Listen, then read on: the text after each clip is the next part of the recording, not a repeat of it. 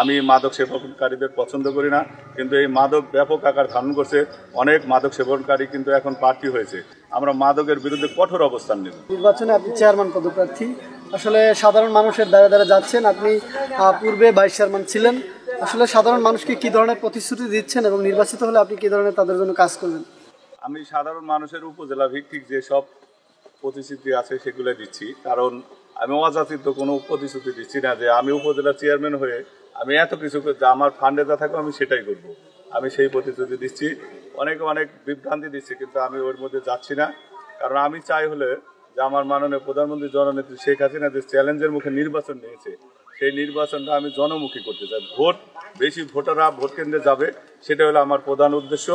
আমি চাই যে আমাদের ভোটের পার্সেন্টেজ যেন ব্যাপক আকার ধারণ করে। ঘিওর উপজেলা যেন একটা রেকর্ড হয়ে থাকে যে আগামীতে যে ঘিওর উপজেলা পরিষদ নির্বাচন হয়েছে, সেই নির্বাচনে যেন 50 থেকে 55% ভোট যেন ঘিওর উপজেলায় কাস্ট হতে পারে, সেই আশায় আমি ব্যক্ত করছি। আচ্ছা, আমি মাদক সেবনকারীদের পছন্দ করি না, কিন্তু এই মাদক ব্যাপক আকার ধারণ করছে। অনেক মাদক সেবনকারী কিন্তু এখন প্রার্থী হয়েছে।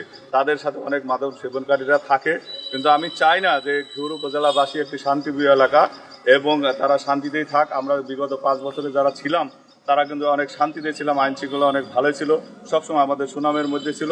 আমরা মাদক সেবনকারীদের ঘৃণা করি, আমরা মাদকের বিরুদ্ধে কঠোর অবস্থান নেব। নির্বাচনকে কেন্দ্র করে এখন পর্যন্ত কোনো ধরনের সহিংসতা কিংবা এই উপজেলায় কোনো কেন্দ্রকে আপনি ঝুঁকিপূর্ণ মনে করছেন কিনা? আমি আপাতত এই উপজেলায় কোনো ঝুঁকি দেখতে পাচ্ছি না। কারণ হলো আমি নির্বাচনে 5 বছর যাবত মাঠে ছিলাম।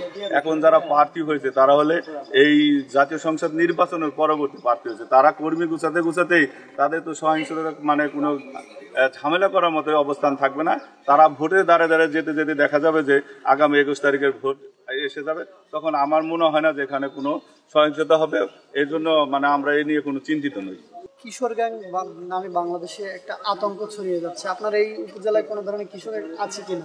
না, আমার জানা অবস্থায় এই উপজেলায় কোনো কিশোর গ্যাং নেই। আমার এই উপজেলায় শুধু একটাই প্রবলেম আছে, সেটা হলো মাদক সেবন। ইফটিজিং হচ্ছে কিনা?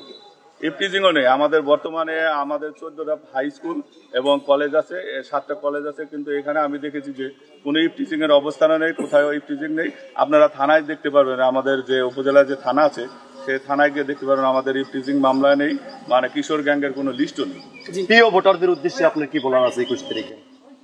আমি প্রিয় ভোটারদেরকে বলবো যে আমার মাননীয় প্রধানমন্ত্রী জননেত্রী শেখ হাসিনা যে উন্নয়নের ধারা অব্যাহত রেখেছে, তারই একটি অংশ হলো ঘিওর উপজেলা পরিষদের যে নির্বাচন, যে চেয়ারম্যান থাকবে সে একটা ভূমিকা রাখবে। সকলকে বিশেষভাবে অনুরোধ করব যে আগামী 21 তারিখে আপনারা নিঃসন্দেহে স্বতঃস্ফূর্তভাবে ভোট কেন্দ্রে যাবেন এবং ভোটে অংশগ্রহণ করবেন। আমি যদি নির্বাচিত হই, আগামীতে যে আমার যে উপজেলার যে ঘাটতিগুলো আছে আমি জানি, সেই ঘাটতিগুলো আমি পূরণ করব এবং আমার মাননীয় প্রধানমন্ত্রী যে উন্নয়নের সেই সহযোগিতা করবো। এটাই আমি আমার প্রিয় ভোটারদের। 21 তারিখ সারাদিন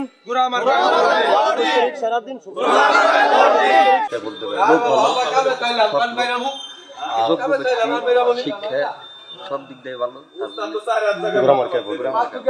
সকল ভোটারদের উদ্দেশ্যে কি বলার আছে? সকল ভোটারের উদ্দেশ্যে বলার মধ্যে যে ভালো লোক আপনারা দয়া করে একটা দেন, এই উপজেলা উন্নয়নমূলক কাজ করবেন। আপনি কি মার্কায় ভোট দেবেন? কেন গোড়া মার্কায় ভোট দেবেন? ভালো শিক্ষিত আগে ভাইস চেয়ারম্যান আছে, ভালো কাজ করছে। প্রিয় ভোটারদের উদ্দেশ্যে কি বলার আছে? আমার উদ্দেশ্যে সবাই যদি এই ঘোড়া মার্কায় ভোট দেয়।